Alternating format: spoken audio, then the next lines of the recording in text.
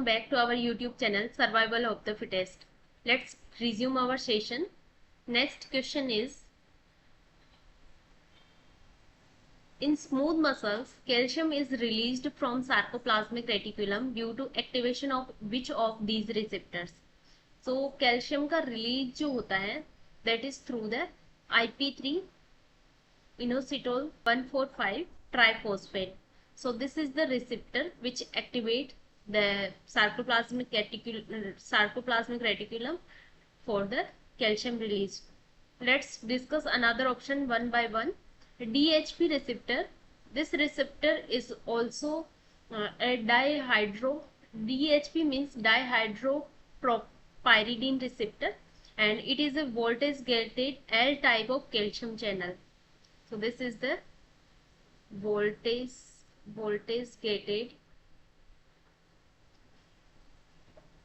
L type calcium channel. Calcium channel on the T tubules of skeletal muscles.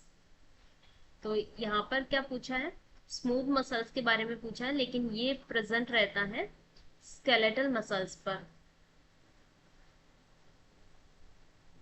और ये भी एक calcium channel है, एल टाइप का कैल्शियम चैनल.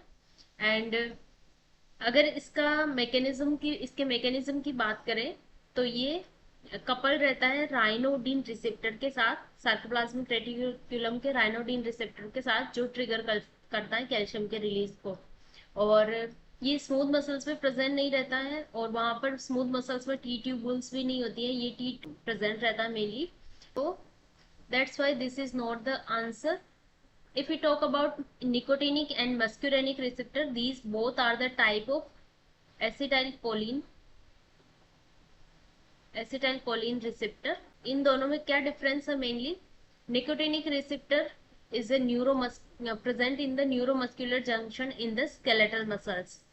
तो ये प्रेजेंट रहता है मेनली, निकोटिनिक रिसेप्टर प्रेजेंट रहता है स्केलेटल मसल्स पे, जबकि मस्क्यूरेनिक रिसेप्टर प्रेजेंट रहता है स्मूथ मसल्स पे. और निकोटिनिक रिसेप्टर जो है वो एक लिगेंड गेटेड आयन चैनल है, जो एसिटाइलकोलिन के रेस्पॉन्स पे ये ओपन अप होगा और सोडियम का इन्फ्लेक्स करेगा, उसके बाद डीपोलराइजेशन होगा. तो निकोटिनिक रिसेप्टर जो है वो डीपोलराइजेशन कोज करेगा, not directly relate with the calcium release from the sarcoplasmic reticulum. ये हो गया निकोटिनिक रिसेप्टर के बारे में, तो ये आंसर नहीं होगा.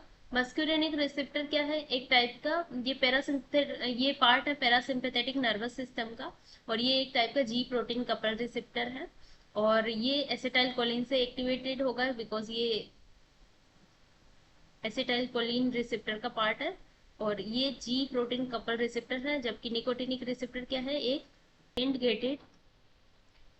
लिगेंड गेटेड आयन चैनल और सोडियम चैनल है, और ये है जी प्रोटीन कपल रिसेप्टर. तो मस्क्यूरेनिक रिसेप्टर जब एसिटाइलकोलिन आएगा, ट्रिगर करेगा, तो ये एक्टिवेट हो जाएगा और स्टिमुलेट करेगा फॉस्फोलाइपेज सी को. फॉस्फोलाइपेज सी IP3 के प्रोडक्शन को स्टिमुलेट करेगा, then IP3 act on the IP3 receptors. So muscarinic receptor themselves do not release the calcium, but it just trigger the pathway that leads to the IP3 receptor activation. तो ये IP3 को activate करेगा, then IP3 फिर calcium के release को activate करवाएंगे. So that's why this is not the answer. So directly correct answer is the option number second. Next question is, the precursors of ketone bodies in the liver are. So ketone bodies like acetoacetate, beta hydroxybutyrate,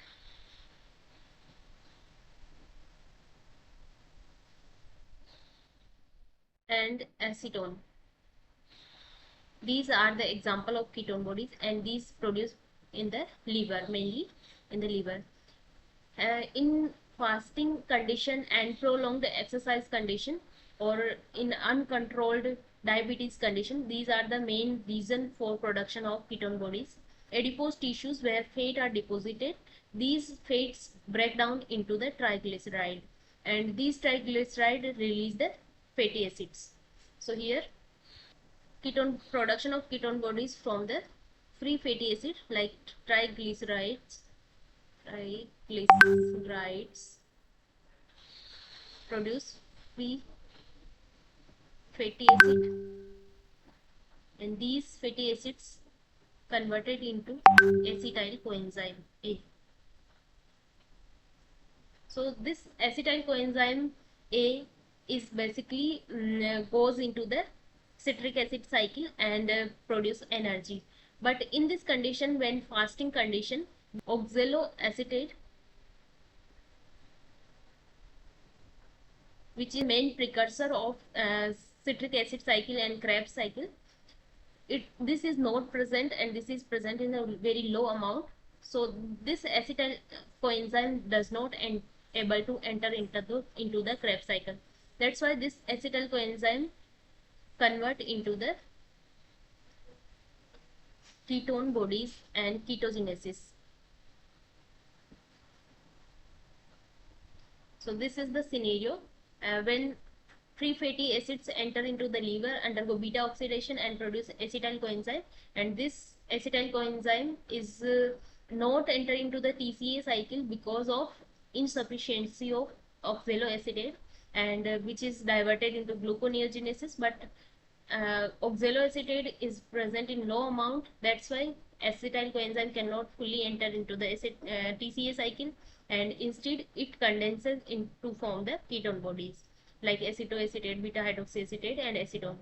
तो ketone bodies formation का main reason यही है कि यहाँ पर ऑक्जेलोएसिटेट present नहीं रहेगा। तो इसमें पूछा है कि प्रिकर्सर क्या है, तो ऑप्शंस देखें तो फ्री फैटी एसिड्स यहाँ पर आंसर हो जाएगा। नेक्स्ट ऑप्शन है free access proteins. Proteins break down होती हैं अमाइनो एसिड के अंदर, और अमाइनो एसिड्स टू टाइप्स के हो सकते हैं, एक होते हैं ग्लूकोजेनिक, एक होते हैं कीटोजेनिक। तो ग्लूकोजेनिक अमाइनो एसिड ग्लूकोज में कन्वर्ट होंगे, जो डायरेक्ट ग्लूकोजेनिक जो अमाइनो एसिड्स हैं वो ग्लूकोज में कन्वर्ट हो सकते हैं ग्लूकोनियोजिनेसिस के थ्रू, और ketogenic amino acids like leucine and lysine ये कन्वर्ट होते हैं एसिटाइल कोएंजाइम ए और एसिटोएसिटेट में। लेकिन amino acids are not the primary source of ketone bodies in normal physiology because they are the minor contributor. Main जो ketone bodies का synthesis होता है वो फ्री फैटी एसिड से होता है। फास्टिंग कंडीशन में हमें पता है कि सबसे पहले जो हमारा एनर्जी सोर्स होता है वो होता है कार्बोहाइड्रेट। कार्बोहाइड्रेट अगर प्रेजेंट नहीं है तो उसके बाद आता है प्रोटीन, और प्रोटीन बहुत कम अमाउंट में यूज होता है, और प्रोटीन का ब्रेकडाउन बहुत कम यूज होता है, और वो डायरेक्टली ज्यादातर ग्लूकोनियोजिनेसिस के थ्रू ग्लूकोज में कन्वर्ट होगा। फिर उसके बाद भी एनर्जी कंडीशन अगर लो हो जाती है तो फिर फैटी एसिड्स ब्रेकडाउन होना स्टार्ट होते हैं, और फैटी एसिड ब्रेकडाउन होकर कीटोन बॉडीज फॉर्म करते हैं, और ये ketone bodies blood brain barrier को क्रॉस कर सकता है और दिमाग में हमारे ब्रेन में तक पहुंच जाता है, जिसकी वजह से हम जब फास्टिंग कंडीशन होती है, भूख लग रही होती है, तब सबसे पहले हेडेक होना स्टार्ट होता है। तो उसका रीजन भी यही है कि हेडेक क्यों होता है फास्टिंग के टाइम, बिकॉज कीटोन बॉडीज की वजह से हेडेक होता है। तो यहाँ पर प्रोटीन्स नहीं होगा क्योंकि प्रोटीन मेनली ये ग्लूकोजेनिक अमाइनो एसिड्स होते हैं ज्यादातर। Lysine and leucine ketogenic amino acid है, लेकिन ये कीटोन बॉडीज कम अमाउंट में प्रोड्यूस करेंगे, not the main precursor.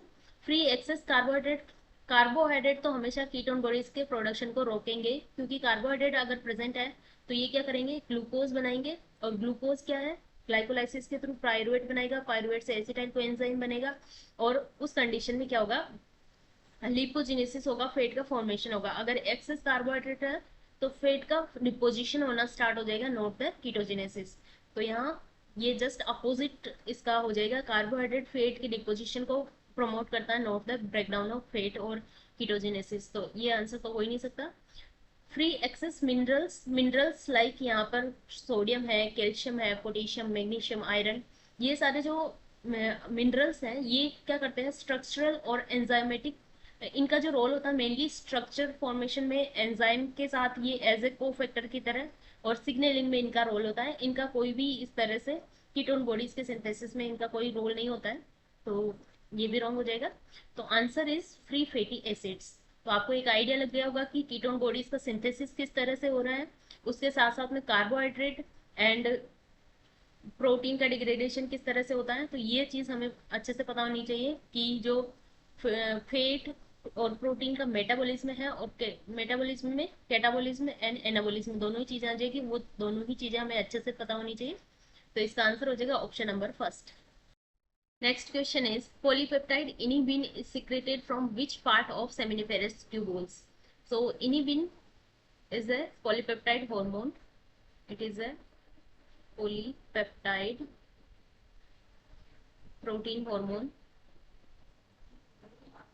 and it is mainly secreted by the Sertoli cell of the testis. In male, it is secreted by Sertoli cells, and in females, it is secreted by granulosa cells. Granulosa cells of ovary. So in female, it is also secrete, and main function of inhibin, as is its name suggests, it inhibits the secretion of FSH, follicular stimulating hormone, through the anterior pituitary. So ये क्या है, एक type का polypeptide hormone है जो mail और female दोनों में सिक्रीट होता है। सर्टोली सेल से मेल में सिक्रीट होता है और फीमेल में ओवरी से सिक्रीट होगा, ग्रेन्युलोसा सेल से, और ये एफएसएच के जो प्रोडक्शन है उसको इनिबिट करने का काम करेगा। मतलब ये फीडबैक रिएक्शन में वर्क करता है।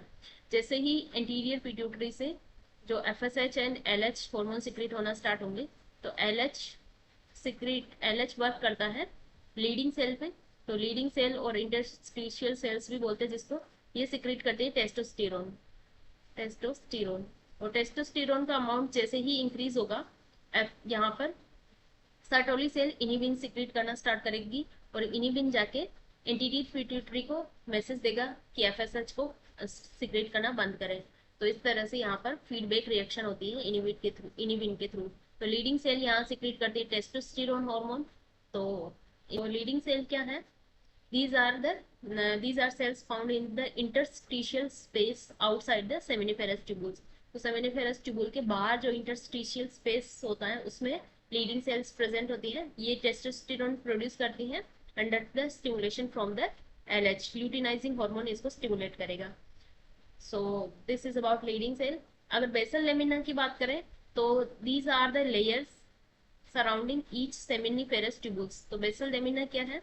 ये जो सेमिनिफेरस ट्यूबुल्स है उसके चारों तरफ, उसके सराउंडिंग में जो थिन लेयर प्रेजेंट होती है उसको बेसल लेमिना बोला जाता है। ये स्ट्रक्चरल सपोर्ट प्रोवाइड करवाती है और act as a barrier between Sertoli cells and interstitial space tissues. तो इंटरस्टिशियल टिश्यूज या स्पेसेस जो होते हैं और उसके और सर्टोली सेल के बीच में एक बैरियर की तरह वर्क करती है ये, और स्ट्रक्चरल सपोर्ट भी प्रोवाइड करवाती है सर्टोली सेमिनिफेरस ट्यूबुल्स को। So this is not the glandular structure. So these are the not correct. And late spermatogonia, it's a diploid germ cell that are the precursor of primary spermatocytes. तो ये mitotic division के through spermatogenesis होता है, उसमें mitotic division के through primary spermatocytes बनाते हैं। And spermatogonia is also not the endocrine cell, so they do not produce any hormone. That's why option number 4 is the correct answer. And Sertoli cells are present in the line of seminiferous tubules, and these are forming blood testis barrier. ये blood और testis के बीच में barrier form करने का काम करती हैं, और इसका मेन फंक्शन होता है कि ये जो germ cells होते हैं स्पर्मेटोसाइट्स, स्पर्मेटिक जर्म सेल होती है, उनको सपोर्ट एंड न्यूट्रिशन प्रोवाइड करवाने का काम करती है, नरिशमेंट प्रोवाइड करवाती है। और ये एंड्रोजन बाइंडिंग प्रोटीन सिक्रीट करती हैं जो टेस्टोस्टेरोन को कॉन्सेंट्रेट करने का काम करते हैं। तो एबीपी एंड्रोजन बाइंडिंग प्रोटीन का सिक्रेशन भी सर्टोली सेल से ही होता है, और ये इनिबिन प्रोड्यूस करती है जो इनिबिट करता है एफएसएच को। एंड स्मॉल अमाउंट में ये एस्ट्रोजन भी सिक्रीट करती है मेल्स के अंदर। मेनली एस्ट्रोजन सिक्रीट होता है फीमेल्स के अंदर, लेकिन ये स्मॉल अमाउंट में मेल के अंदर भी सिक्रीट करती है। So this is about Sertoli cell, and option number 4 is the correct answer. Next question is when do spermatogonia begin to undergo mitotic division? So spermatogonia which are present in dormant state through the childhood. So spermatogonia are present in seminiferous tubules from the birth. They remain in dormant and quiescent stage. तो ये dormant state में present रहते हैं. हाँ, तो क्योंकि यहाँ पर जो हाइपोथैलेमिक पिट्यूटरी गोनेडल एक्सिस जो है वो इनएक्टिव रहती है. हाइपोथैलेमिक पिट्यूटरी गोनेडल एक्सिस, जिसमें हाइपोथैलेमस एक्टिवेट इंड्यूस करेंगे पिट्यूटरी को, एंड पिट्यूटरी कुछ गोनेडोट्रोपिन हार्मोन सिक्रेट करेगी और गोनेडोट्रोपिन हार्मोन एक्ट करेंगे ऑन द गोनेड्स. तो यहाँ पर ये जो एक्सिस है, ये जो रिएक्शन है, ये यहाँ इनएक्टिवेट फॉर्म में रहती है up to adolescence and puberty stage. तो इस वजह से एफएसएच यहाँ पर एफएसएच एंड एलएच जो गोनेडोट्रोपिन हार्मोन है वो स्टिमुलेट नहीं करेंगे for the spermatogenesis. And after the age of 11 to 14 it varies from person to person, and which is known as adolescence and puberty stage. Here this hypothalamus pituitary gonadotropin axis is activate and release the gonadotropin releasing hormone through the hypothalamus, and these secretion stimulate the secretion of FSH and LH from the anterior pituitary.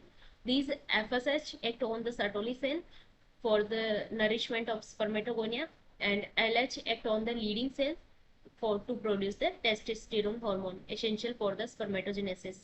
So these spermatogonia begins to mitotic division and maintain their pool throughout the life and produce primary spermatocytes and initiate the process of spermatogenesis. So according to this, the mitotic division undergo in the adolescence stage. Childhood, this hypothalamus pituitary gonadotropin axis is inactivated form. In adulthood, this is activated up from the adolescence, and first time it begins during the adolescence. So option number second is the correct answer. Next question is major metabolic pathway of kidney is. तो kidney के अंदर major metabolic pathway कौन सा चलता है? तो ये थोड़ा सा कंफ्यूजिंग क्वेश्चन है क्योंकि इसमें मेजर मेटाबॉलिक पाथवे पूछा है. अगर मेटाबॉलिज्म में, कैटाबॉलिज्म में, एनाबॉलिज्म में दोनों ही आता है तो ग्लाइकोलाइसिस मेजरली सारे सेल्स में चलता है, लेकिन यहाँ पर आंसर ग्लाइकोलाइसिस नहीं है, आंसर होगा gluconeogenesis. Because after liver kidney is the second most important site where gluconeogenesis will occur, and it is especially in the renal cortex site. तो किडनी के रीनल कॉर्टेक्स में ग्लूकोनियोजेनेसिस होता है, और during starvation condition it provide up to 40% of the energy total blood glucose. So mainly ये substrate use करती है glutamine को, और ग्लूटेमाइन या फिर अदर जो भी ग्लूकोजेनिक अमाइनो एसिड्स हैं, ग्लूकोजेनिक अमाइनो एसिड्स का यूज करके किडनी प्रोड्यूस करती है यहाँ पर ग्लूकोज को through the gluconeogenesis process. And glutamine का यूज करती है जिसकी वजह से it can also help to the acid base balance. And because gluconeogenesis glutamine के थ्रू होगा तो ग्लूटेमाइन क्या करेगा, कुछ अमोनिया भी प्रोड्यूस करेगा. एक अमाइनो एसिड है तो अमोनिया का प्रोडक्शन करेगा जो बफर करता है, which buffers the hydrogen ion in urine. तो इसकी वजह से ये एसिड बेस को भी बैलेंस करके रखता है, और ग्लूकोनियोजेनेसिस के थ्रू यहाँ पर ग्लूकोज का प्रोडक्शन भी करता है through the glutamine amino acid and other glucogenic amino acids. Beta oxidation यहाँ पर नहीं होगा बिकॉज बीटा ऑक्सीडेशन की जो मेन साइट है वो है लीवर. सम अमाउंट में kidney can oxidize the fatty acids but not it is the major pathway. And ketogenesis भी मेनली कहाँ पर होता है, ये भी लीवर के अंदर ही होता है. और इसमें ग्लाइकोलाइसिस का पूछा है तो ग्लाइकोलाइसिस क्या करता है, एनर्जी का इसमें ग्लूकोज का ब्रेकडाउन करता है,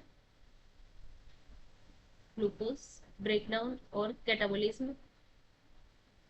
तो इसमें अब मेटाबॉलिक पाथवे पूछा है तो ग्लाइकोलाइसिस में आंसर होना चाहिए इस तरह से, तो क्योंकि ये भी एक मेटाबॉलिज्म में, कैटाबॉलिज्म एंड एनाबॉलिज्म दोनों ही पाथवे आ जाते हैं. लेकिन इसमें आंसर ग्लूकोनियोजेनेसिस ही दे रखा है, तो हम प्रोडक्शन की ही बात को कंसीडर करके ऑप्शन नंबर सेकंड यहाँ पर करेक्ट माना जाएगा।